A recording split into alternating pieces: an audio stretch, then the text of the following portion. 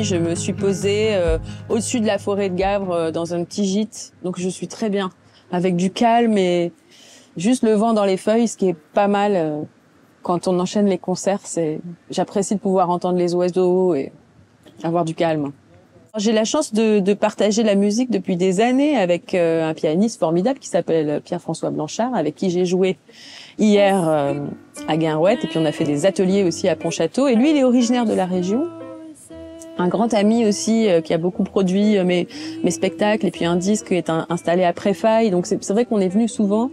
Puis il faut le dire aussi, côté de Nantes et puis Loire-Atlantique, il y a un vrai accueil de la culture et notamment des esthétiques jazz. Donc en fait, depuis les débuts de ma carrière, je suis venue quand même assez souvent, soit sur Nantes, soit alentour. Mademoiselle avec un oiselle, ouais. Mais bon, je commence à être une vieille demoiselle quand même. Oiselle, ça a été le désir de fabriquer un album de chansons vraiment, donc notamment en français. Enfin, en français, c'est un français un peu particulier, un peu malaxé. C'est vraiment ma langue que je m'invente, mais aux confins de formes françaises qui datent un peu, qui viennent d'ici ou de Normandie, qui traversent l'Atlantique, qui se baladent en Acadie jusqu'en Louisiane. Donc je suis très intéressée par ces mélanges de langues et puis d'histoires, voilà. Et j'essaye de fabriquer des chansons à moi avec tout ça.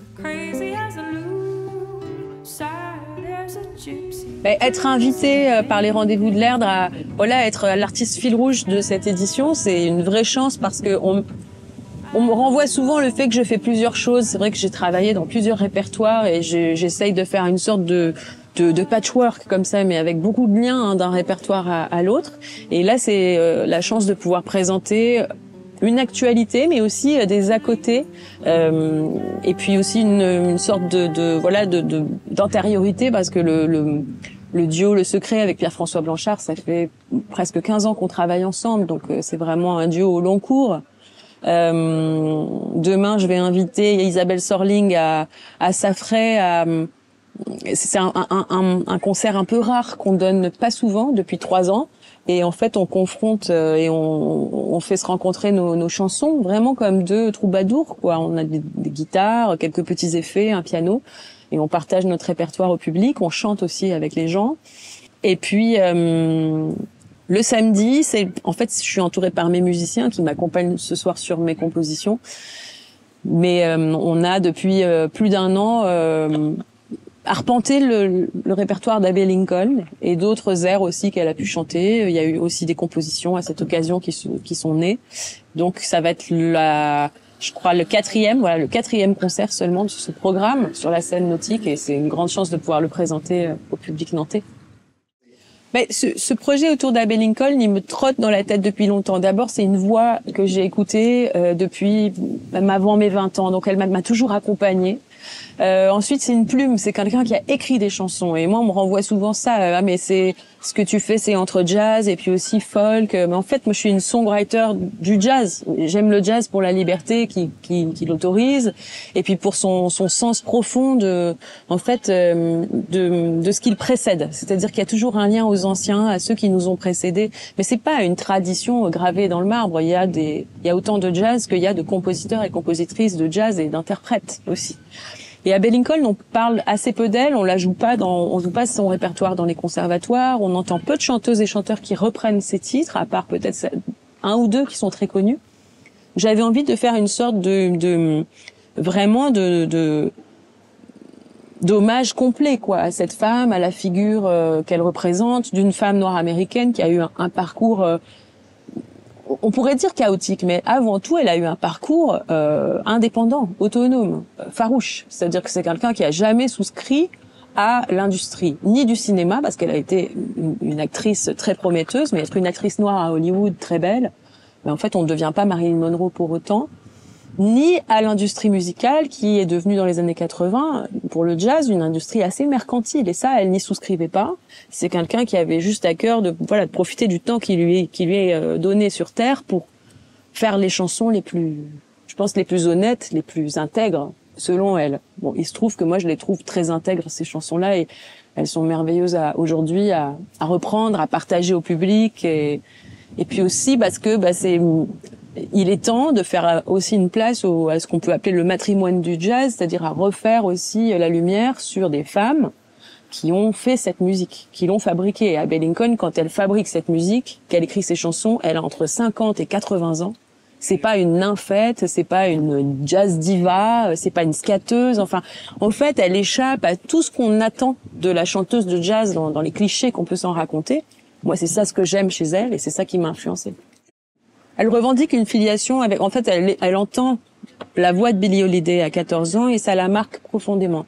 Et c'est vrai elle fait référence à Billie Holiday pour évoquer justement cette intégrité de l'interprétation.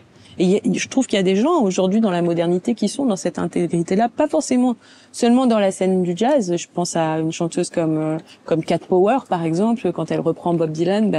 Je réécoutais il y a quelques jours et je me disais mais c'est fou. Là, il y a l'inventivité mélodique de Billie Holiday, par exemple, quand j'entends ça. Donc voilà, c'est aussi mettre mes pas et puis ma voix dans des traces, voilà, qui ont été tracées avant et puis qu'il faut continuer. Alors à ma mesure, évidemment, c'est pas du tout se sentir. Enfin, je me suis autorisée mais parce que sinon, en fait, personne parlait d'elle et personne chantait sa musique. Donc je pense que c'était un bon moment et j'ai eu un échange avec son producteur, son dernier producteur, qui lui a permis de sortir une dizaine de disques où elle avait complètement carte blanche, ce qui a fait qu'elle a pu jouer avec Stan Getz, Pat Metheny, Alain Jean-Marie, qu'elle avait demandé aussi d'avoir sur son premier disque sur cette collection, et c'était Jean-Philippe Allard qui est décédé l'an dernier. Et vraiment, il était enthousiaste à l'idée qu'on reprenne la musique d'Abbey, qu'on reprenne des chansons pas connues d'Abbey. Et c'était assez touchant parce qu'il m'a dit mais elle aurait beaucoup aimé qu'on fasse ça. Et j'avais peut-être besoin de l'entendre pour m'autoriser à me lancer dans ce projet. Alors Gloria Lasso, c'est une trouvaille de Pierre-François Blanchard, parce que c'est vrai qu'avec Le Secret, qui est un répertoire un peu pour le plaisir de l'interprète, parce qu'on essaye de se trouver des nouveaux standards, des choses pas forcément très connues. On essaye d'aller trouver des chansons, des petites perles, quoi, des chansons merveilleuses. Alors souvent, elles ont attrait à la mort, à l'amour ou à la mer. C'est un peu les trois grands mondes qu'on explore avec ce duo-là. Et c'est vrai que c'est très beau ce Gloria Lasso, mais il y a toute une production dans les années 50, 60 extraordinaire. Les musiciens qui m'entourent, c'est une équipe solide depuis plusieurs années maintenant. Il y a Raphaël Chassin à la batterie. Il y a Simon Tailleux à la contrebasse, que je connais depuis très longtemps. On a commencé le jazz ensemble. Et puis, il faut parler absolument de Mathis Pasco à la guitare et aussi aux arrangements, à la réalisation des disques. En fait, avec Mathis, on fait une sorte de binôme de recherche, d'exploration, de composition. Et c'est très précieux d'avoir une équipe auprès de moi aujourd'hui qui est... En fait, j'ai l'impression d'avoir trouvé ma maison musicale grâce à eux. Et dans les projets à venir, on va beaucoup tourner Song for Abbey. J'en suis vraiment ravie, et notamment pas qu'en France. Donc ça va être super de pouvoir partager aussi ce répertoire avec un public non francophone et puis qui me connaît pas vraiment. Et je m'en vais aussi au Canada. Enfin, au Québec, en tout cas, j'y retourne en septembre et ça fait 3 ans que j'explore en fait la trace des chansons francophones. Donc ça, j'en parlais tout à l'heure, mais des chansons francophones de l'Amérique.